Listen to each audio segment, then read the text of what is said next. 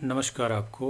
ये class 12th का हम जो क्वेश्चन पेपर कर रहे हैं, इसमें हमारा अब तक का जो डिस्कशन हुआ है उसमें A section, B section, C section और ई सेक्शन हम डिस्कस कर चुके हैं। अभी एक सेक्शन हमारा 5 मार्क्स का जो बचा हुआ है वो है डी सेक्शन। तो आइए उसके क्वेश्चंस को देखते हैं। तो ये हमारे पास जो सेट है, ये सेट 1 है 6571 सीरीज़ का, और ये जो पेपर होगा हमारा हुआ है मार्च 8 को। उसके सॉल्यूशंस की हम बात कर रहे हैं, उसका डिस्कशन कर रहे हैं। तो हम देखते हैं सेक्शन डी में जो क्वेश्चंस हैं उनको किस तरह से सॉल्व करना है। तो अगर आपने वो क्वेश्चंस अटेम्प्ट किए हैं तो आप चेक कर सकते हैं कि आपने किस तरह से उनको किया हुआ है। तो हम सीधा सेक्शन डी पर पहुंच जाते हैं। ये हमारा डिस्कशन हो चुका है। सेक्शन बी, सेक्शन सी हमारा डिस्कशन हो गया। अब हमारे पास है सेक्शन डी। तो इस सेक्शन डी के जो क्वेश्चंस हैं उनको हम देख लेते हैं। 5 मार्क्स के क्वेश्चंस हैं। 2 क्वेश्चंस में आपको चॉइस मिलेगी। तो ये यहाँ पे 32 क्वेश्चन में हमको चॉइस मिली हुई है। तो सबसे पहला क्वेश्चन हमारा 35 ही है, जो कि इंटीग्रेशन का क्वेश्चन है। एक डेफिनेट का है और एक इनडेफिनेट का है। ये डेफिनेट का क्वेश्चन है और ये इनडेफिनेट का है। तो सबसे पहले हम इनडेफिनेट वाला देखते हैं, तो कैसे हम इसे करेंगे। इंटीग्रेशन है हमारे पास x square plus 1 upon x square plus 2 and 2x square plus 1। इस तरह का क्वेश्चन मैं ऑलरेडी मेरी वीडियोस में पहले भी एक्सप्लेन कर चुका हूँ, डिस्कस कर चुका हूँ कि ये क्वेश्चन मोस्ट प्रोबेबल होता है एग्ज़ाम्स के लिए। और देखिए वही क्वेश्चन आपका आया हुआ है। ये क्वेश्चन में सबसे पहले तो देख के लग रहा है कि पार्शियल फ्रैक्शन यूज़ करना है, लेकिन पार्शियल फ्रैक्शन भी सीधा नहीं यूज़ करना है। सीधा करेंगे तो बहुत लेंदी हो जाएगा और बहुत ज़्यादा टाइम आपका लग जाएगा। तो मैंने इस क्वेश्चन को पहले भी डिस्कस किया हुआ है, बिल्कुल एग्जैक्टली इसी तरह का क्वेश्चन था। तो हम इसको इंटीग्रेशन से बाहर लेके आ जाते हैं और इसमें हम let x square is equal to t लिखते हैं। ये हम इंटीग्रेशन के लिए नहीं कर रहे हैं, सब्स्टिट्यूशन मेथड नहीं लगा रहे हैं, हम केवल अपने सिंप्लीफिकेशन के लिए अपनी इस फ्रैक्शन में एक्स स्क्वायर को टी लिख रहे हैं। तो ये टी प्लस 1 हो जाएगा और ये T plus 2 and 2t plus 1 हो जाएगा। इसलिए तो ये हमारे पास a अपॉन टी प्लस 2 है और प्लस b अपॉन, क्योंकि दोनों ही लीनियर फॉर्म में आ चुके हैं तो अब हम सीधा ये कर सकते हैं।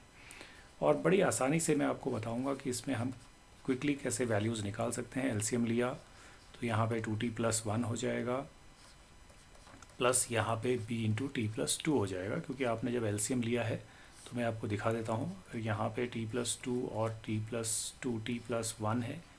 यहाँ भी आपने 2t प्लस 1 और t प्लस 2 को एलसीएम में लिया हुआ है। तो जब एलसीएम लिया तो इससे ये कटा होगा, ये ए के साथ चला गया, इससे ये कटा तो ये इसके साथ चला गया। तो ये बहुत सिंपल सा काम है, ये सबको पता है। अब इसके बाद आपको मिला t plus 1 is equal to a into 2t plus 1 and b into t plus 2। अब यहाँ पे मैं लीनियर में बहुत सिंपल तरीका बताता हूँ। जब भी आपको ए और बी की वैल्यूज़ निकालनी है तो बहुत आसान है। एक बार आप t की वैल्यू डाल दीजिए -1। कहाँ से? -2। कहाँ से पता चला? यहाँ से पता चला। -2 जैसे ही डालेंगे तो ये वाला टर्म ज़ीरो हो जाएगा, क्योंकि -2 प्लस 2 ज़ीरो हो जाएगा। यहाँ भी वैल्यू डालिए तो ये हो जाएगा -2 प्लस 1 लेफ्ट साइड में is equal to a into, यहाँ पर आपने -2 डाला तो -4 हो गया, प्लस 1 हो गया, ये प्लस ये पूरा ज़ीरो हो जाएगा, क्योंकि -2 प्लस 2 ज़ीरो, ये टर्म ज़ीरो हो गया। तो यहाँ बचा -1 इज इक्वल टू, यहाँ बचा -3a। तो a की वैल्यू आपकी आ गई 1/3। तो a की वैल्यू आ गई। इसी तरह से दूसरा देखिए फैक्टर 2t प्लस 1 है, तो मैं यहाँ पे t को -1/2 डाल दूंगा तो ये वाला हिस्सा ज़ीरो हो जाएगा, क्योंकि -1/2 डालूंगा तो -1 हो जाएगा, +1 ज़ीरो, तो ये हिस्सा ज़ीरो हो जाएगा। तो यहाँ पे डालते हैं -1/2 प्लस 1, ये लेफ़्ट साइड में डाल दिया यहाँ, ये वाला हिस्सा ज़ीरो हो गया, प्लस b इंटू -1/2 प्लस 2 यहाँ पर हो गया। इसको फर्दर सिंप्लीफाई करते हैं तो ये हमारे पास आ जाएगा, यहाँ पे 1/2 बच जाएगा और यहाँ पे आपके पास 2 2 जा 4, 4 - 1, ये 3/2 b आ जाएगा। 2 से 2 कट गया तो यहाँ भी b की वैल्यू आपको 1/3 मिल गई। तो a की वैल्यू भी 1/3 है और b की वैल्यू भी 1/3 है। तो अब आप देखेंगे तो अब आपने जो एक्सप्रेशन लिखा था वो कहाँ रिड्यूस होकर आ जाएगा। देखिए ये जो एक्सप्रेशन है t plus 1 upon t plus 2 and 2t plus 1, जो एक्सप्रेशन है ये बन जाएगा a that is 1/3 into t plus two plus ये भी 1/3 और b है, b की जगह तो हमने लिख दी वैल्यू, तो 3 इंटू 2t प्लस 1 ये आ जाने वाला है।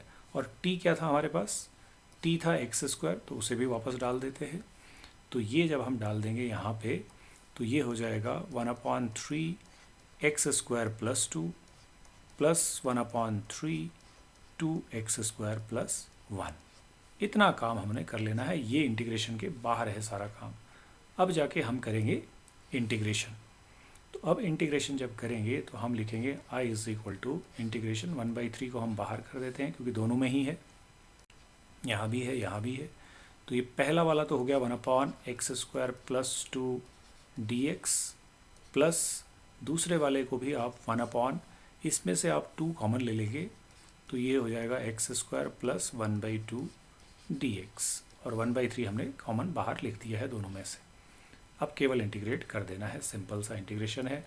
1/3 1/, इसको मैं ऐसे लिख सकता हूँ, देखिए 1/x² प्लस a² यानी √2 का स्क्वायर dx प्लस यहाँ हम 1/2 को बाहर ले लेते हैं, ये भी हम लिख देते हैं x² प्लस 1/√2 का कर सकते थे, ये हुआ।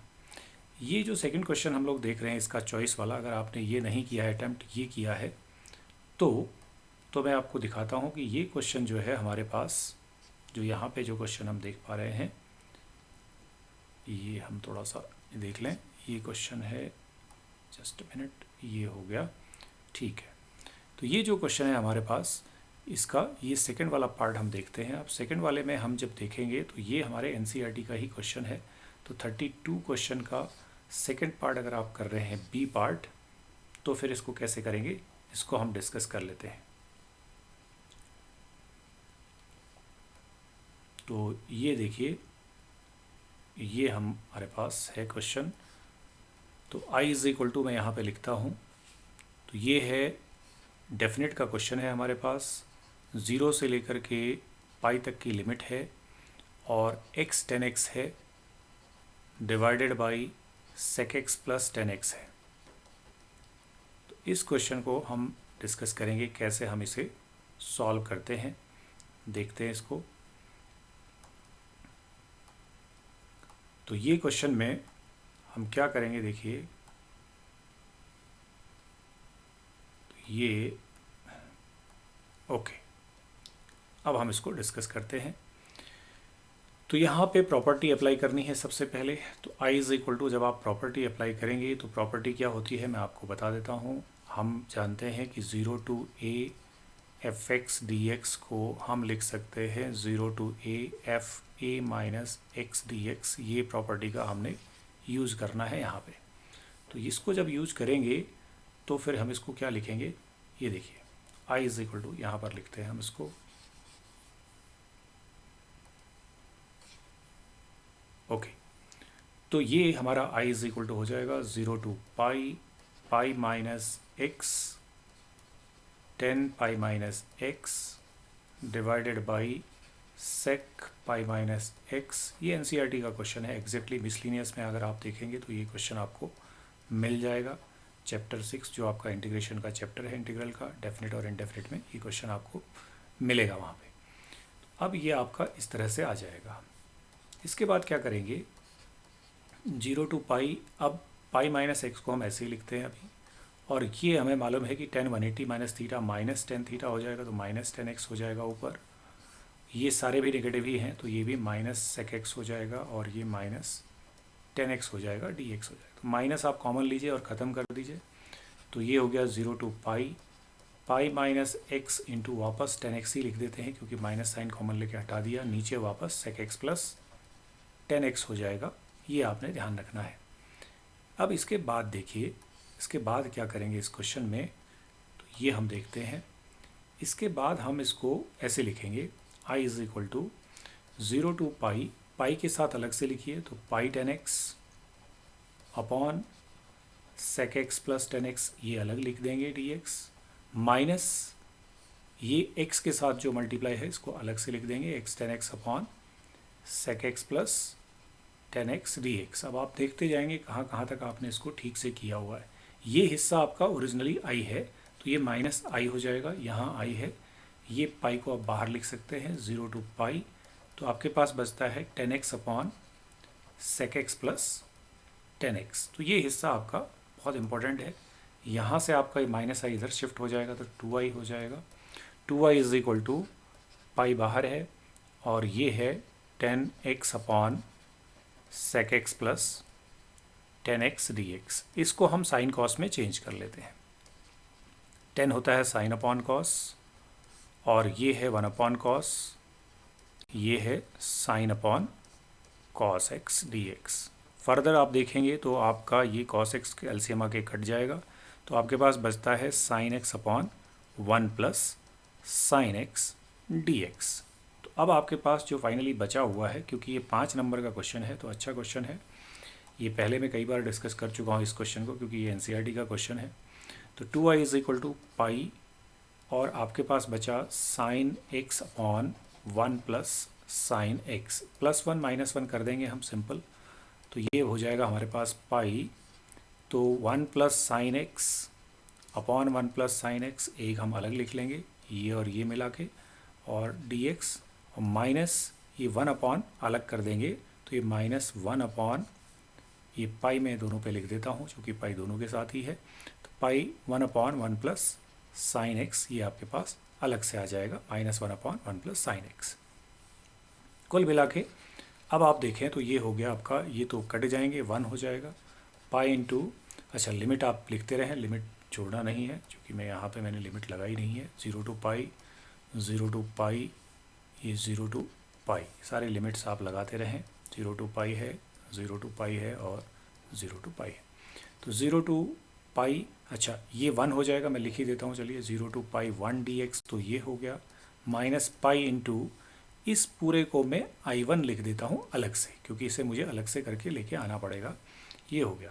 और एक स्टेप आप लिख सकते हैं, ये पाई है, ये x हो जाएगा और ये 0 टू पाई लिमिट है, माइनस पाई इंटू i1 ये आपके पास आ जाएगा। This implies 2i is equal to, ये हो गया upper limit minus lower limit, तो ये पाई स्क्वायर हो जाता है, माइनस पाई इंटू i1, ये आप एक इक्वेशन बना के यहाँ पे छोड़ देंगे क्योंकि इतना आपने पहले करना है, ये आपका क्योंकि 5 नंबर का क्वेश्चन है। तो अब आप i1 को अलग से सॉल्व करेंगे, तो i1 क्या है मैं देखता हूँ यहाँ से, i1 जो दिख रहा है मुझे वो है 1 upon 1 plus sine x D x, 1 plus sine x D x, ये हमारे पास है।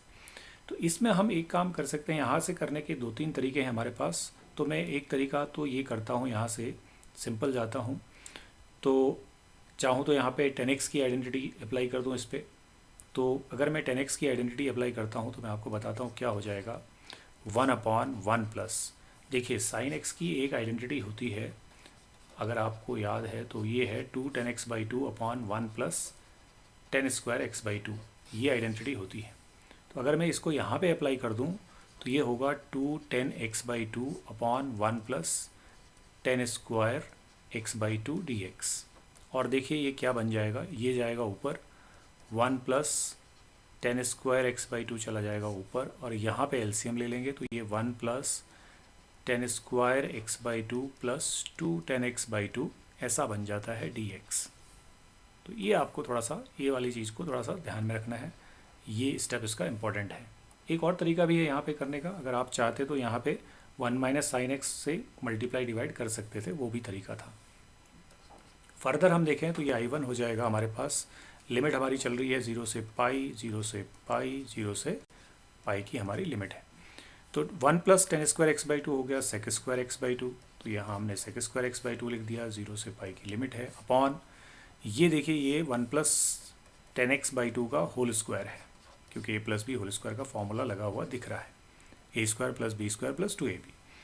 अब आप इसके बाद क्या करेंगे, लेट 10x/2 को t ले लेंगे, तो जैसे ही आपने t लिया तो ये हो जाएगा सेक स्क्वायर x/2, और सेक स्क्वायर x/2 डिफ्रेंशिएशन है, तो यहाँ से देखिए 1 बाई सेक स्क्वायर x/2 और 1/2 साथ में आ जाएगा, dx is equal to dt।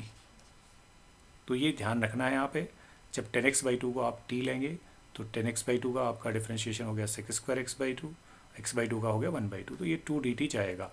तो यहाँ से आपका ये पूरा रिप्लेस हो जाएगा जब इस सब्स्टिट्यूशन मेथड का हम यहाँ पे यूज करेंगे तो I1 हो जाता है हमारे पास क्या, तो 2 dt है, 2 यहाँ जा रहा है तो मैं 2 बाहर लिख देता हूँ, इंटीग्रेशन 0 to पाई, ये सेक स्क्वायर, अब देखिए ध्यान से, ये पूरा और ये पूरा चला गया, इसकी जगह आपके पास केवल dt आ गया, अपॉन 10x/2 को t लिया है तो ये आपका 1 + t का होल स्क्वायर हो गया, ऐसा समझ लीजिए, ये आपका ये आ गया।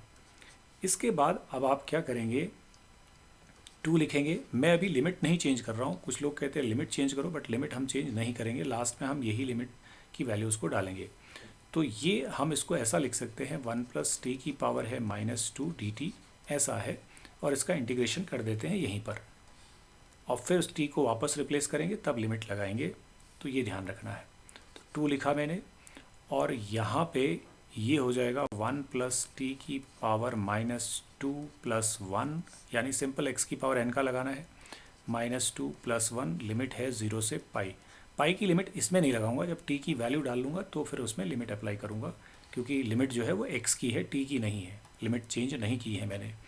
तो 2 × तो ये है 1 + t की पावर -1 और ये है -1, तो ये -1/1 + t हो जाएगा, ये ध्यान रखना है, और वापस हम t की वैल्यू डाल देंगे, तो 2 × -1/1 + t है हमारा 10x/2, ये लिमिट है 0 से पाई। अब हम इसमें अपर लिमिट और लोअर लिमिट निकालते हैं, I1 की वैल्यू निकाल रहे हैं, तो 2 टाइम्स, अब ये देखिए जब अपर लिमिट आप डालेंगे यहाँ पे तो ये बनेगा 10π/2, 10π/2 मतलब 90 मतलब इन्फिनिटी, यानी 1/∞ मतलब 0, तो पहला पार्ट 0 आ रहा है, फिर माइनस साइन चूँकि यहाँ पर है तो माइनस माइनस प्लस हो जाएगा, जब 0 डालेंगे तो 10 0 0 होता है तो ये 1 आ जाएगा। ये इस तरह से आपका सिंपल यहाँ से ये आ जाना है, तो यानी ये 2 आ गई वैल्यू आपकी, यहाँ से हमको जो वैल्यू मिली I1 की ये 2 मिल रही है, ये ध्यान रखना है। अब अगर हम जाएं वापस जहाँ हमें वैल्यू डालनी है वहाँ पे पहुँच जाते हैं, तो हम देखते हैं कि हमारे पास जो वैल्यू थी 2i की वो ये थी, 2i = π² - πi1, यही हम पहुँच जाते हैं, यही वैल्यू हम डाल लेते हैं, 2i = π² - πi1, तो ये वैल्यू पे हम इस वैल्यू को यहाँ पे सब्सटीट्यूट कर देंगे, तो 2i = π² - पाई × I1, ये है हमारे पास वैल्यू, तो π² - 2π हो गया, ये 2i = पाई कॉमन ले लेते हैं, π - 2 लिख लेते हैं, i = हो जाएगा π × π - 2 / 2, यही इसका आंसर है। तो इस तरह से ये थोड़ा सा बड़ा क्वेश्चन है, थोड़ा ज़्यादा चीज़ें इसमें करनी है, ध्यान रखना है। इस तरह से इस क्वेश्चन को हमने डिस्कस किया और सॉल्व किया है। तो ये हमारा हो गया सेकंड पार्ट इस क्वेश्चन का। अगर आपने इसको इस तरह से किया है तो ये आपका सही है। अब आते हैं हम नेक्स्ट क्वेश्चन पे, जो कि क्वेश्चन नंबर 33 होगा, क्योंकि 32 क्वेश्चन के दोनों पार्ट हमने डिस्कस कर दिए हैं। दोनों ही इंटीग्रेशन के क्वेश्चन थे, एक आपका डेफिनेट था और एक आपका इनडेफिनेट था। इनडेफिनेट वाला पार्ट पार्शियल फ्रैक्शन का था, जो कि कंपैरेटिवली छोटा था, और ये थोड़ा सा बड़ा है, जिसमें आपने डेफिनेट इंटीग्रल का यूज़ करते हुए इस क्वेश्चन को सॉल्व किया है। तो ये हमने देखा किस तरह से हमने सॉल्व किया। अब हम बढ़ते हैं नेक्स्ट क्वेश्चन नंबर 33 को देखते हैं। 32 क्वेश्चन हमारा सॉल्व हो चुका है, तो 33rd क्वेश्चन हमारे सामने है। ये है 33rd क्वेश्चन, इसको देख लेते हैं, पढ़ते हैं क्या है ये फिर से एक CBQ क्वेश्चन है, जो CBSE बार बार कह रहा है कि हम CBQ क्वेश्चंस को बढ़ा रहे हैं, आपको समझना है पहले चीज़ों को, फिर करना है। A woman discovered scratch along a straight line on a circular table, तो एक सर्कल है ऐसा समझ में आ रहा है, तो एक तो सर्कल बना लेते हैं। 33rd क्वेश्चन है, तो एक सर्कल है हमारे पास, ऐसा मान लेते हैं। सिस्टम होगा, तो ये सिस्टम, इसके हम कार्टेशियन सिस्टम में इसको इस तरह से बना लेते हैं ताकि आपको ये ठीक से समझ में आ जाए। ये है, देन रेडियस 8 सेंटीमीटर है, तो ये हमको पता चल गया कि इसका रेडियस जो है वो 8 सेंटीमीटर है, तो 8,0 यहाँ पे हमारे पास कोऑर्डिनेट है, तो ये रेडियस 8,0 है। She divided the table top into 4 equal quadrants, तो ये क्वाड्रेंट बन गए आपके, first quadrant, second quadrant, third quadrant. Okay, 4 quadrants में डिवाइड हो गया। And discovered a scratch passing through the origin inclined at π/4 angle anti clockwise. Anti clockwise है यहाँ से, तो यहाँ से आपको कह रहा है कि π/4 का एंगल बनाते हुए एक स्क्रैच है जो कि एक लाइन के फॉर्म में है, ओरिजिन से पास हो रहा है। तो ये स्क्रैच कुछ इस तरह से पास हो रहा है, ऐसा समझना है। ये आपका स्क्रैच पास हो रहा है, ये ऐसा क्वेश्चन है, ठीक है। और ये एंगल हमें दिया हुआ है जो कि है π/4, ये बोला हुआ है, देखिए यहाँ पे लिखा हुआ है π/4 एंगल है, एंटी क्लॉकवाइज डायरेक्शन है, ठीक है। With the positive direction of x axis, positive direction of x axis के साथ ही है, ये हमारा एक्स एक्सिस है और ये हमारा वाई एक्सिस है। Okay, the scratch find the area of the region enclose by the x axis scratch and circular table top. तो आपने जो रीजन का एरिया फाइंड आउट करना है, स्क्रैच लाइन है, एक्स एक्सिस है, ठीक है, और सर्कल है, तो ये पूरे रीजन का एरिया आपको फाइंड आउट करना है, ये हिस्सा।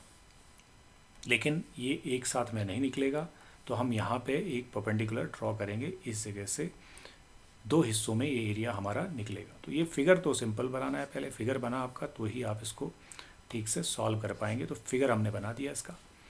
अब एरिया जो होगा वो एक तो ये हिस्सा इसका मिल रहा है हमको जो कि यहाँ पर है, और एक हिस्सा मिल रहा है यहाँ पर।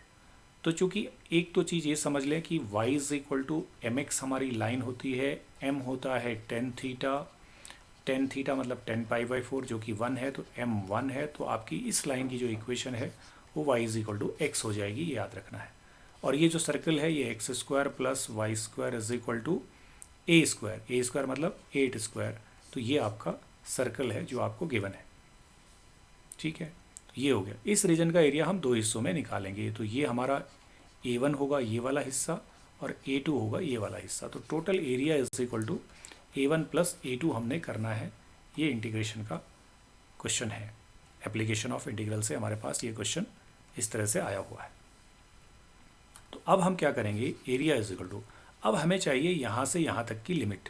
तो ये पॉइंट हमें अभी पता नहीं, तो इसके लिए हमें इंटरसेक्शन ढूंढना होगा लाइन का और सर्कल का। तो देखो लाइन की इक्वेशन है y is equal to x, circle की इक्वेशन है x² plus y square is equal to 64। अगर मैं y को x लिख लेता हूँ तो x² plus x² is equal to हो जाएगा 64, 2x² हो जाएगा 64, x² हो जाएगा 32, x हो जाएगा स्क्वायर रूट ऑफ 32 जो कि हो जाएगा 4 4 जा 16, 4√2। इतना काम कर लेना है, या √32 ही भी आप रहने दें तो कोई इशू है नहीं। तो ये वाला जो पॉइंट है हमारे पास, ये है स्क्वायर रूट ऑफ 32,0 इस जगह तक, और यहाँ से यहाँ तक का अलग हिस्सा है। तो ये 2 रीजन में एरिया निकल रहा है। तो कैसे लिखेंगे इसको देख लेते हैं। तो इसको पहले लिख लेते हैं और फिर उसके बाद हम इसको कैलकुलेट करेंगे। तो a इज इक्वल टू, मैं यहाँ से इसको लिखता हूँ, इधर से लिखना शुरू करता हूँ। a इज इक्वल टू, देखिए लिमिट 0 से लेकर √32, 0 से √32 तक जाएंगे। y dx लाइन ही है, तो लाइन में एक y तो है x आपका, तो x dx हो गया, y की वैल्यू हमने डाल दी।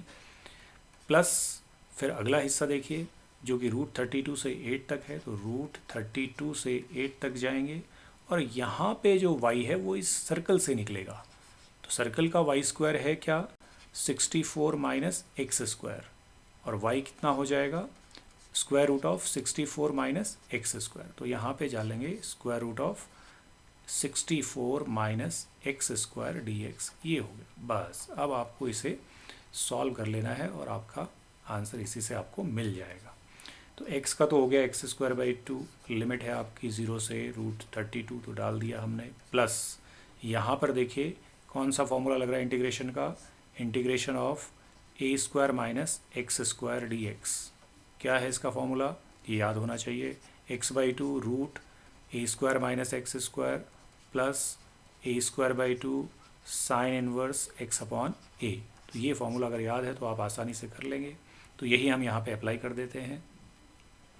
तो x/2 root 64 minus x² plus a² that is 64/2 sine inverse x/a है हमारे पास 8, क्योंकि 8 का स्क्वायर है ये, और यहाँ पर भी आपकी जो लिमिट है वो लगा दीजिए आप। लिमिट आपकी है √32 से लेकर के 8 तक की लिमिट है। अब आपको इसे थोड़ा सा केयरफुली सॉल्व करना है, लिमिट इसकी इवेलुएट करनी है। a इज इक्वल टू, यहाँ पर तो सिंपल है, तो √32 का स्क्वायर करेंगे, अपर लिमिट अप्लाई करेंगे तो ये 32 रह जाएगा अपॉन 2, -0 हो जाएगा तो लिखने की ज़रूरत नहीं है। प्लस अंदर जाते हैं, पहले अपर लिमिट अप्लाई करते हैं, 8 का स्क्वायर करेंगे तो ये 0 हो जाएगा, तो ये तो 0 है। प्लस यहाँ पर देखते हैं ये है 32, 64 का हाफ, और यहाँ पे अब 8/8 होगा 1, साइन इनवर्स 1, तो साइन इनवर्स 1, साइन 1 होता है 90 डिग्री पे यानी π/2 पे, तो 32 इंटू π/2 ये हो गया अपर लिमिट से। माइनस लोअर लिमिट अप्लाई करते हैं, तो लोअर लिमिट करेंगे तो ये √32/2 है, यहाँ पे डालेंगे। यहाँ पे √32 का स्क्वायर करेंगे तो 32 आएगा, 64 - 32 ये भी √32 आ जाएगा, यहाँ पर तो ये हो गया। प्लस यहाँ पे डालेंगे तो ये तो 32 ऑलरेडी है, 64/2। यहाँ पे अगर आपने √32 डाला तो क्या आएगा देख लेते हैं, तो रूट साइन इनवर्स √32/8, मैं अभी इसको ऐसे ही लिख दे रहा हूँ। अब ये है 16 प्लस ये है आपका 16 यहाँ तक ठीक है, माइनस अब इस हिस्से को हम ज़रा सॉल्व कर लें, माइनस ये है 32/2, ये तो ठीक है, प्लस ये है 32 साइन इनवर्स, 32 का मतलब है 4√2, तो इसको लिखूँगा 4√2/8, तब ये आपको समझ में आएगा कैसे होगा।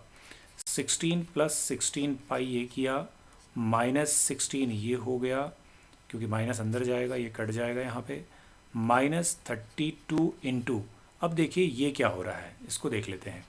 ये है साइन इनवर्स 4 से यहाँ ये कट गया, साइन इनवर्स √2/2 है, जो कि साइन इनवर्स 1/√2 हो जाएगा, क्योंकि इससे ये √2 टाइम्स कट जाएगा, और 1/√2 होता है साइन 45 यानी साइन π/4, तो हमें ये साइन इनवर्स 1/√2 की वैल्यू मिलेगी π/4, ये ध्यान रखना है, यही स्टेप इसका इम्पॉर्टेंट है। तो 4 8 ये हो गया हमारे पास, 16 से 16 कट गया, आंसर क्या आएगा 16π - 8π, that is 8π is the correct answer.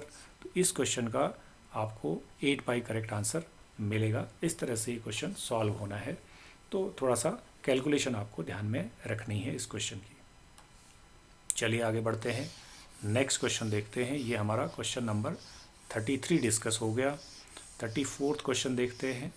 34th question में क्या पूछा है, क्योंकि ये हमारे पास सिंगल क्वेश्चन था, इसमें चॉइस नहीं थी। चॉइस हमारे पास एक 35th क्वेश्चन में है और एक 32nd क्वेश्चन में थी, तो ये हमारे पास ये हो गया।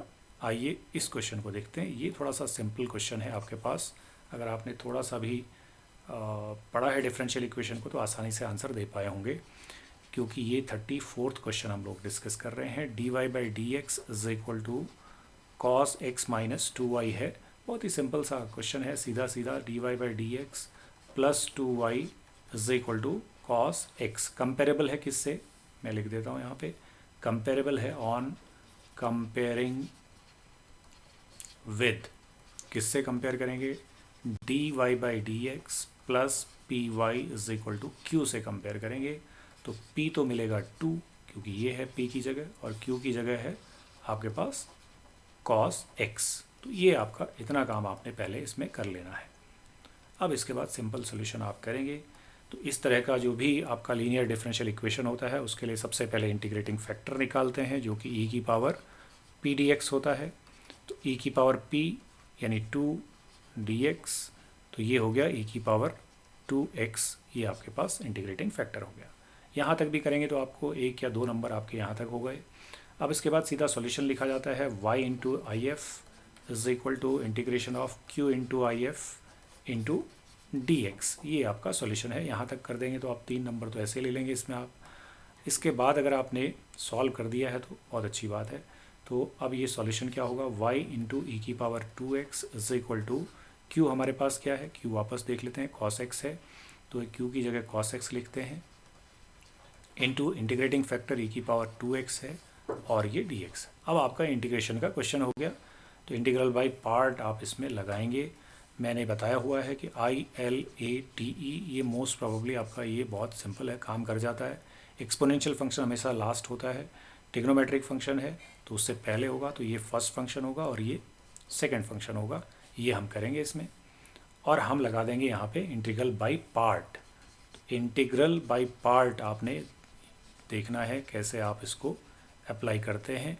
तो इंटीग्रल बाय पार्ट कैसे यूज़ होता है, जब आपके पास कोई दो फंक्शन है u एंड v, dx ऐसे करना है, ये फर्स्ट फंक्शन है, ये सेकंड फंक्शन है, तो क्या होता है फर्स्ट फंक्शन, पहले फर्स्ट फंक्शन लिख लेते हैं।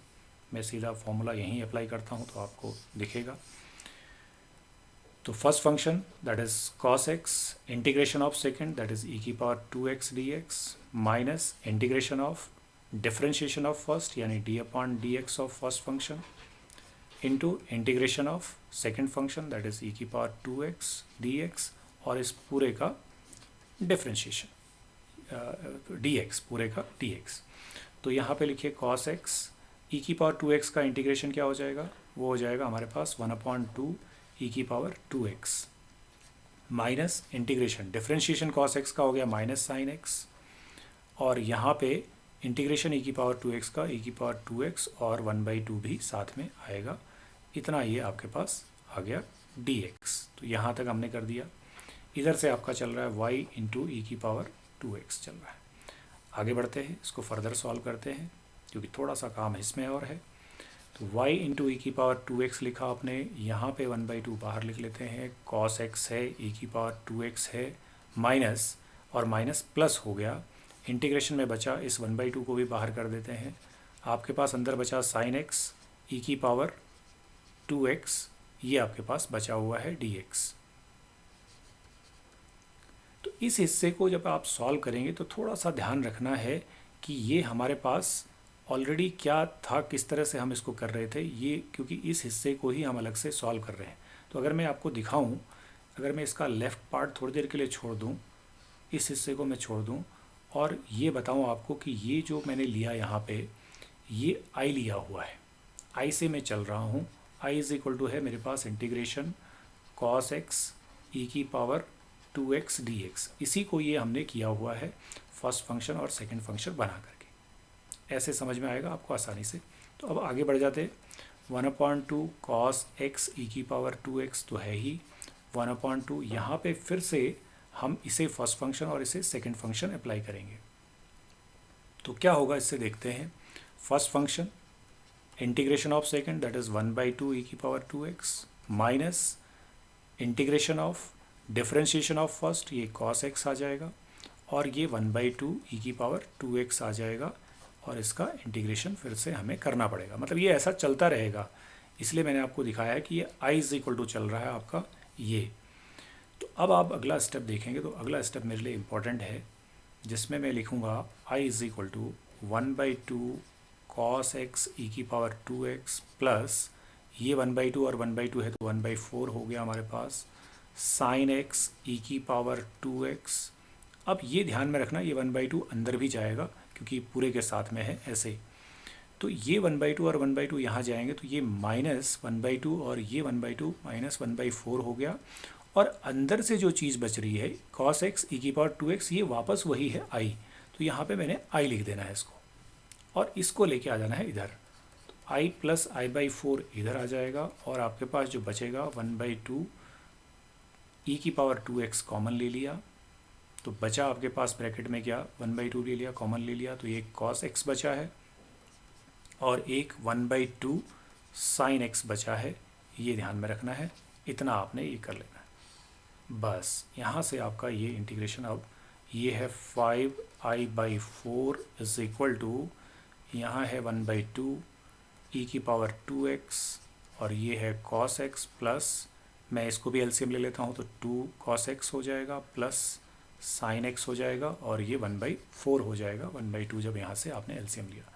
तो अब आप देखें कि ये 4 आपका यहाँ से कट गया, 5 नीचे जाएगा, तो i इज इक्वल टू आपको मिलेगा e की power 2x 2 cos x plus sign x upon 5, ये ऐसा मिलेगा।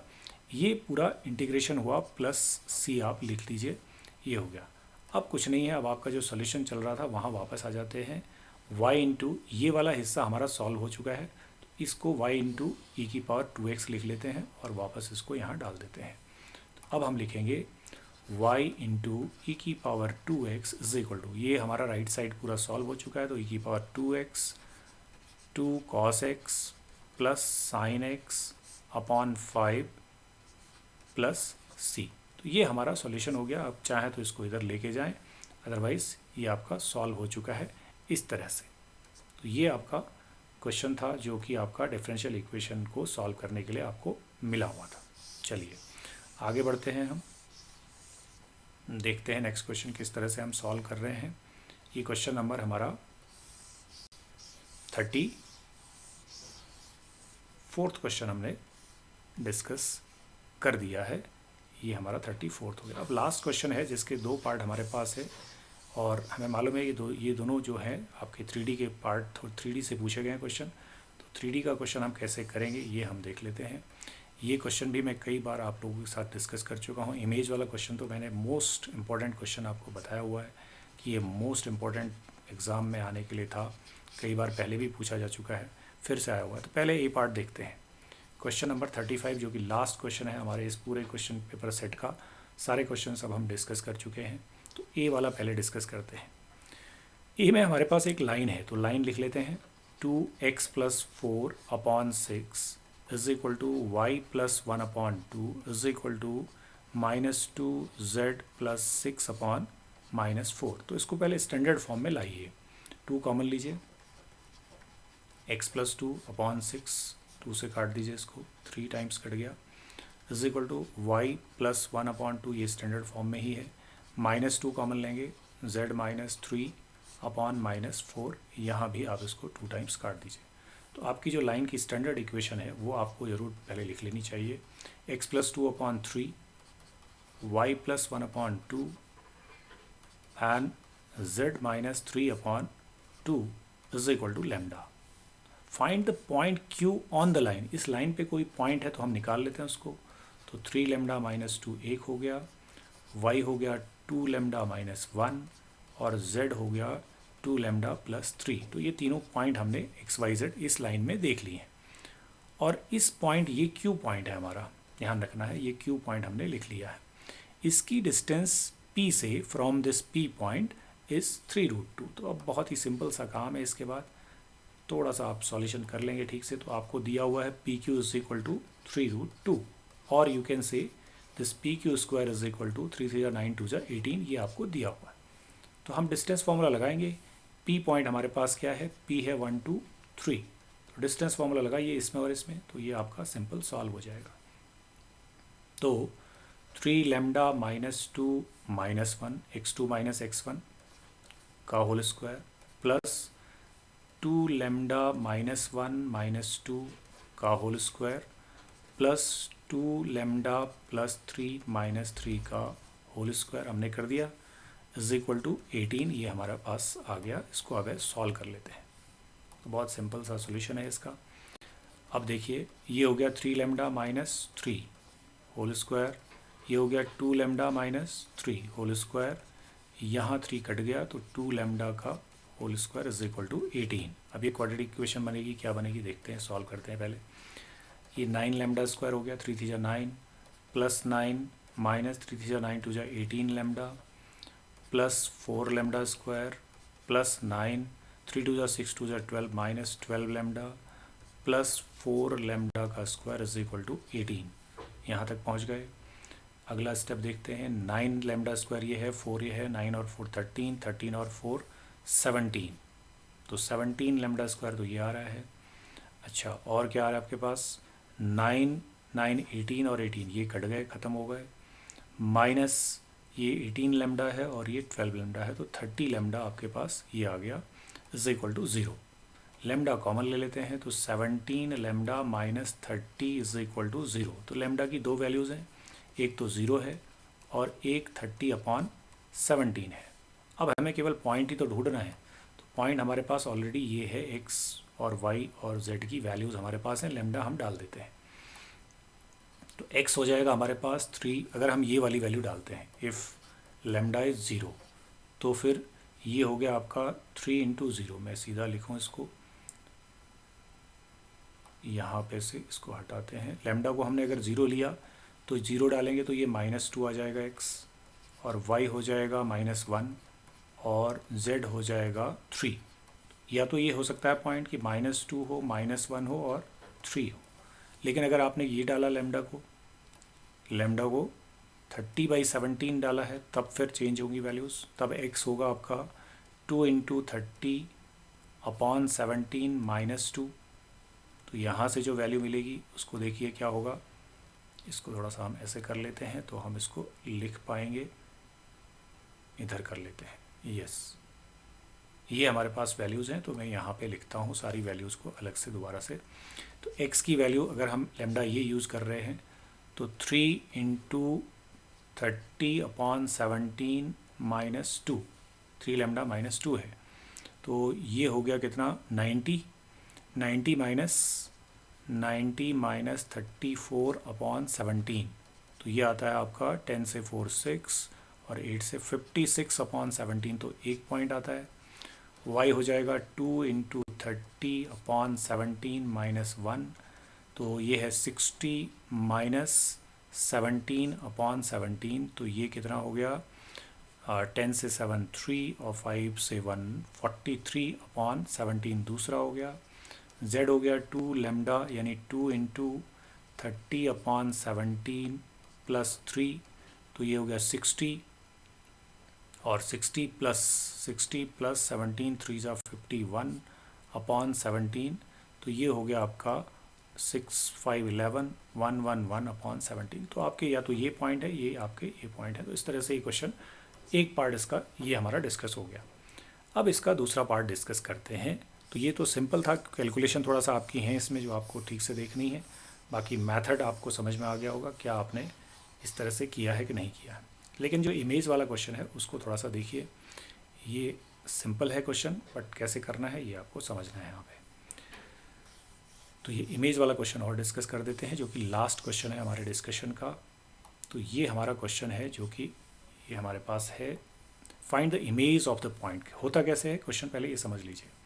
ये मेरे पास एक लाइन है और यहाँ पर कोई पॉइंट है, वहाँ से इसकी इमेज बनानी है, यहाँ पे बनेगी इमेज। तो कुछ ऐसा है, समझ लीजिए ये आपकी लाइन है जिसकी इक्वेशन आपके पास है। क्या है इक्वेशन, ये आपकी इक्वेशन है 2x minus 4/2 is equal to y/2 is equal to 2 minus z/3। ये आपकी लाइन की इक्वेशन है। यहाँ पर आपका कोई पॉइंट है p मान लेता हूँ -1 5 और 2। इसकी इमेज हमें पता करनी है। यहाँ पे इसका फूट है जो कि q है, यहाँ पर इसकी इमेज होगी जो कि x1 y1 और z1 होगी। ये आप समझ लीजिए। और इस PR की डिस्टेंस भी बतानी है। दोनों ही काम हमने करने हैं। तो कैसे करेंगे, सबसे पहले आप लाइन की स्टैंडर्ड फॉर्म लिख लें। लाइन को पहले स्टैंडर्ड फॉर्म में लाते हैं, तो इसको लिखेंगे हम 2 इंटू x माइनस 2 कॉमन लिया अपॉन 2, तो 2 से 2 कट जाएगा, 1 आ जाएगा। ये है y माइनस 0/2 और ये है, यहाँ भी माइनस कॉमन लेना पड़ेगा, z माइनस 2/-3 लिखना पड़ेगा। अब इसको x minus 2/1, y minus 0/2 and z minus 2/-3 is equal to lambda. Point निकाल लेते हैं क्योंकि ये पॉइंट हमको चाहिए होता है।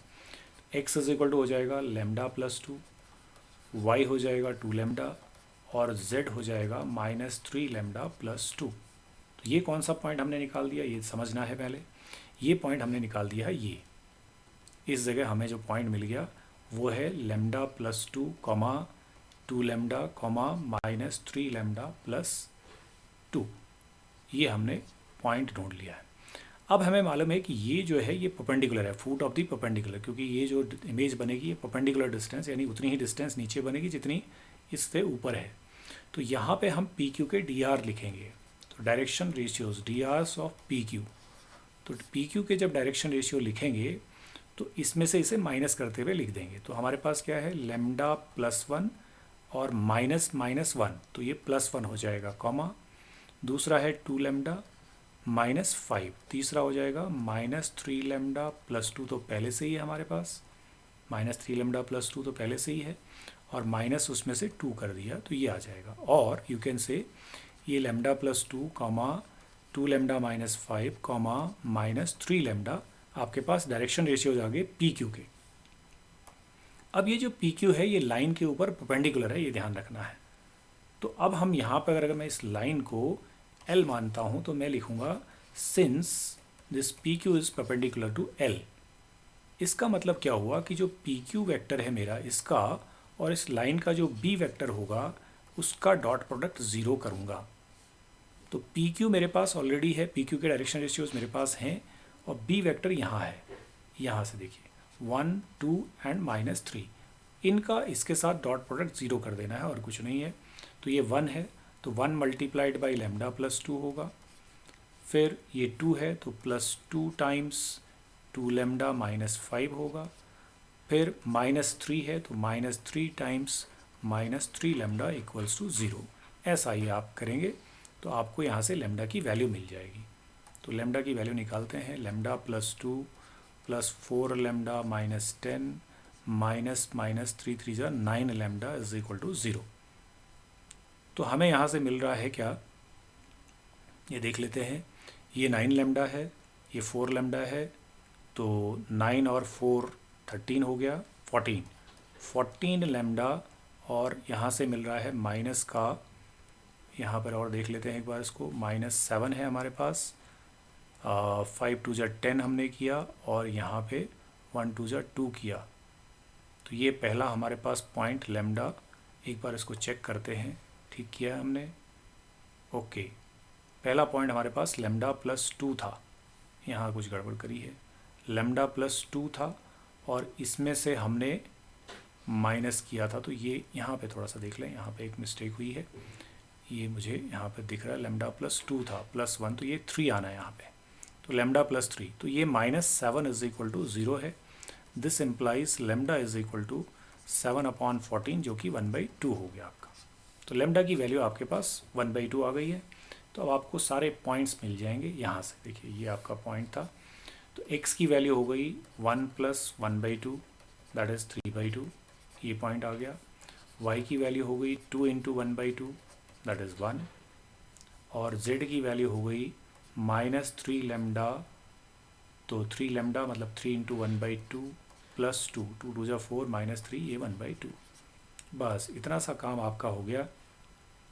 तो 3/2 1 और 1/2 कहाँ मिल गए आपको पॉइंट, यहाँ पर मिल गए हैं, देखिए ये पॉइंट आपको मिल गए हैं, ये हो गए हैं 3/2 1 एंड 1/2 मिल गए। अब आप केवल मिड पॉइंट फार्मूला अप्लाई करेंगे और ये निकाल लेंगे। तो इसको हम थोड़ा सा साइड करते हैं और इस तरह से इसको निकाल लेते हैं यहीं पर। तो ये हमारे पास अब केवल मिड पॉइंट फार्मूले का हमें यूज़ करना है। तो मिड पॉइंट फार्मूला जब हम अप्लाई करेंगे इसमें, ये देखिए इसको यहाँ पर कर लेते हैं, ये हो गया हमारे पास, ठीक है। तो this point plus this point यानी -1 + x/2 is equal to first mid point that is 3/2। तो 3/2 से ये गया आपका, तो यहाँ से x इज इक्वल टू आपको मिल गया 4, तो x 4 हो गया। Similarly 5 + y, 5 + y/2 is equal to second that is 1, 1 को मतलब आप 2/2 समझ सकते हैं, तो 2 से 2 काटना आसान होता है। तो यहाँ से आप y इज इक्वल टू आपको मिलेगा 2 - 5 -3। तीसरा है आपके पास 2 + z/2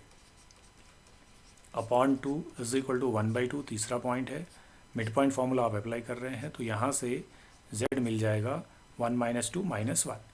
तो यानी ये वाला जो पॉइंट है आपके पास आ गया 4 -3 एंड -1। ये आपका इमेज निकल गई है। इमेज आपको अगर इसमें पूछी थी तो find the image of the point, तो ये है 4 -3 एंड -1। अब कुछ नहीं करना, आप केवल डिस्टेंस फार्मूला लगाना है, क्योंकि आपसे पूछा length of line segment joining the points. तो यहाँ पे डिस्टेंस और निकाल देते हैं हम लोग, यहीं पर कर देते हैं इसको, सिंपली इधर ही कर देते हैं इसको। Distance is equal to square root, distance formula है, तो 4 - -1 तो 5 का स्क्वायर, प्लस -3 -5 तो -8 का स्क्वायर यानी 64, प्लस -1 -2 -3 यानी 9। तो ये आपका सिंपली यहाँ पे 25 + 64 + 9, ये रूट कितना हो गया देख लेते हैं। 9 4 13, 13 और 5 18, 1 7 और 2 9, तो 98 हमारे पास ये आ रहा है। तो ये आप चेक कर लेंगे। 4 -1 तो +5 का स्क्वायर था 25 हो गया, -3 -5 -8 64 हो गया 8 का स्क्वायर, और -1 -2 -3 का स्क्वायर 9। तो ये आपका डिस्टेंस आ गई। तो ये कैलकुलेशन आप चेक भी कर लेंगे क्योंकि आपको डिस्टेंस ही निकालना है। इस तरह से ये आपके सारे क्वेश्चंस हमारे डिस्कस हो गए हैं। ये सेक्शन डी के हमने इंक्लूडिंग जो आपके ऑप्शनल क्वेश्चंस थे यानी चॉइस वाले क्वेश्चन थे वो भी डिस्कस किए हैं। तो आई होप आपको मदद मिलेगी आपका असेसमेंट करने में, आपको अपना इवैल्यूएशन करने में कि कितना आप सही कर पाए हैं, किस तरह से आपको करना चाहिए था। ये आपको यहाँ से कुछ आइडिया आ जाएगा। तो उम्मीद करता हूँ कि आप सबने ठीक किया होगा और अच्छे स्कोर के लिए आपने ये क्वेश्चन पेपर सॉल्व किया होगा, और यहाँ से आपको ज़रूर थोड़ा सा मदद मिली होगी कि आपको किस तरह से क्वेश्चंस को करना था। तो इसी के साथ ये हमारी इस सेट के सॉल्यूशन की सीरीज़ यहाँ पे कंक्लूड होती है। नमस्कार।